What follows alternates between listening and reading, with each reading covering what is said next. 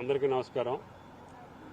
ఈరోజు గౌరవనీయులు ఆంధ్రప్రదేశ్ ముఖ్యమంత్రి నారా చంద్రబాబు నాయుడు గారిని తెలంగాణ రాష్ట్రానికి సంబంధించినటువంటి ముఖ్యంగా ఖమ్మం జిల్లాకు సంబంధించినటువంటి ప్రధాన సమస్యలు విభజన చట్టంలో జరిగినటువంటి లోటుపాట్లతో పాటు ఆ రాష్ట్రానికి ఈ రాష్ట్రానికి ఉన్నటువంటి అనుసంధానంగా ఉన్నటువంటి రహదారుల విషయంలో, రైల్వే లైన్ల విషయంలో, ముఖ్యంగా విభజన చట్టం అప్పుడు భద్రాచలం పట్టణానికి ఎగువ భాగాన ఉన్నటువంటి గ్రామాలు కూడా ఆ రోజున చట్టంలో భద్రాచలం మండలంలో ఉండటం మూలాన ఆంధ్రప్రదేశ్లోకి తీసుకురావడం జరిగింది. ఆనాడు ప్రాజెక్టు కోసం 7 మండలాలు తెలంగాణ నుంచి ఆంధ్రప్రదేశ్కి బదిలీ చేశారు. దానికి కూడా తెలంగాణ ప్రభుత్వం వాళ్ళు పోలవరం కట్టుకోవాలి కాబట్టి యాక్సెప్ట్ చేశారు విభజన చట్టం ప్రకారంగా. కేవలం భద్రాచలం పట్టణం నుంచి మళ్ళీ తెలంగాణ రాష్ట్రానికి పోవాలంటే 5 గ్రామాల గుండా వెళ్లాల్సి వస్తుంది. 5 గ్రామాలు కూడా తెలంగాణలో కలపాలని చెప్పి రిక్వెస్ట్ చేశాం. ముఖ్యమంత్రి అయిన మొదట్లో కూడా చెప్పాము, డిస్కషన్స్లో వాటిని కూడా ఆలోచిస్తామని చెప్పారు. అదేవిధంగా తిరుమల తిరుపతిలో తెలంగాణ భవన నిర్మాణం కోసం స్థలం అడిగాం. అది కూడా సానుభూతితోటి పరిశీలిస్తామని చెప్పడం జరిగింది. రెండవది రైల్వే లైన్లకు సంబంధించి సత్తుపల్లి వరకు ఇప్పుడు రైల్వే లైన్లు అందుబాటులో ఉన్నాయి. దాన్ని కొండపల్లికి కానీ కొవ్వూరుకి కానీ మార్చుకోవాలంటే ఎక్కువ భూభాగం ఆంధ్రప్రదేశ్లోనే ఉంది. మా రాష్ట్రంలో నుంచి 10 కిలోమీటర్లు దాటితే తిరువూరు నుంచి కొండపల్లికి 50 కిలోమీటర్లోనే రైల్వే లైన్ కొండపల్లి కనెక్టివిటీ అవుతుంది. అప్పుడు బొగ్గు రవాణాకు కావచ్చు, వేరే రకమైనటువంటి రైల్వే ఉపయోగాలకి అమరావతికి అనుసంధానం అవుతుంది. ఆనాడు చుట్టూ తిరిగి వచ్చే పని లేకుండా నేరుగా సత్తుపల్లి నుంచి కొవ్వూరుకి, సత్తుపల్లి నుంచి అమరావతికి కనెక్టివిటీ వస్తుందని చెప్పాం.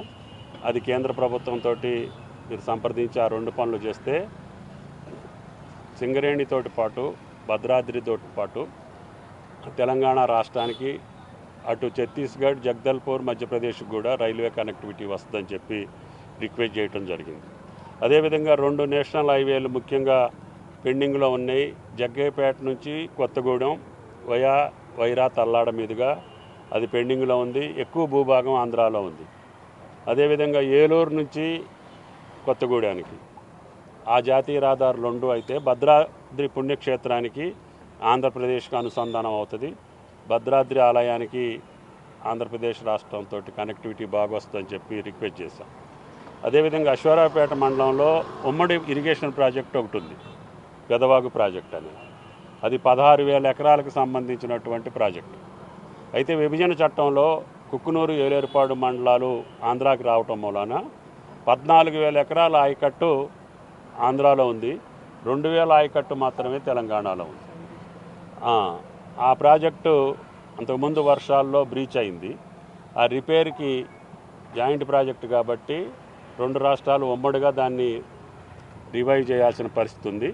అది కూడా ఎక్కువ భూభాగం, ఎక్కువ ఆయకట్టు ఆంధ్రాది ఉంది కాబట్టి దాన్ని కూడా ప్రపోర్షనేట్గా ఖర్చు భరాయించి ఆ ప్రాజెక్ట్ని కంప్లీట్ చేసుకుంటే 16,000 ఎకరాలు, ఆంధ్రప్రదేశ్కి 14,000, తెలంగాణకి 2,000 ఎకరాలు మాత్రమే. అయినా సరే ఉమ్మడి ప్రాజెక్టు కాబట్టి దాన్ని కూడా ముఖ్యమంత్రి గారి దృష్టికి తీసుకురావడం జరిగింది. ఈ విషయాలన్నీ కూడా నేను పరిశీలించి త్వరలోనే కమిటీతోటి ఏర్పాటు చేసుకొని జరిగేటటువంటి అనేక అంశాలతో పాటు వీటిని దృష్టిలో పెట్టుకుంటానని చెప్పడం జరిగింది. ఇది ముఖ్యమంత్రి గారికి విన్నవించి ఆయన సానుభూతితో పరిశీలిస్తానని చెప్పినందుకు ఆయనకి సంతోషంగా శుభాకాంక్షలు, ధన్యవాదాలు. అడిగాంగా, చెప్పారు. అన్నీ చేసే ఇట్లో పెద్ద ఇబ్బంది ఏం కాదు, కానీ సందర్భాన్ని బట్టి నేను మాట్లాడి మా వాళ్ళతో కూడా చర్చించి ఇవన్నీ ఉమ్మడివి కాబట్టి. ఇంతకుముందు ఉమ్మడి రాష్ట్రంలో తిరుమల తిరుపతి మాది అన్నట్టే కదా, దేవుడు అందరికీ ఉంటాడు కదా. మా రాష్ట్రం ఇప్పుడు విడిపోయింది కాబట్టి మా రాష్ట్రానికి వెసులుబాటు ఉండేటట్టుగా మాకు స్థలం ఏర్పాటు చేయమని చెప్పాము.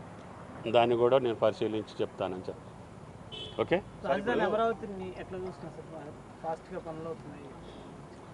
అది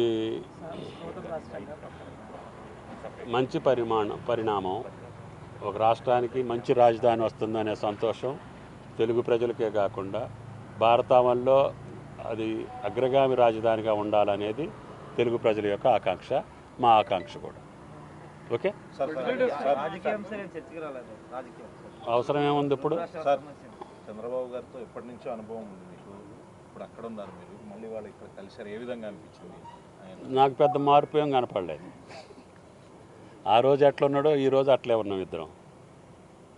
ఆయన ఆప్యాయత కానీ మా అనుబంధం కానీ 83 నుంచి ఎట్లా ఉన్నానో 23, 24, 25, 26లో కూడా ఈ 45 సంవత్సరాల్లో ఆయన అనుబంధంలో కానీ ఆయన పలకరింపులో కానీ ఏ తేడా కనపడలేదు.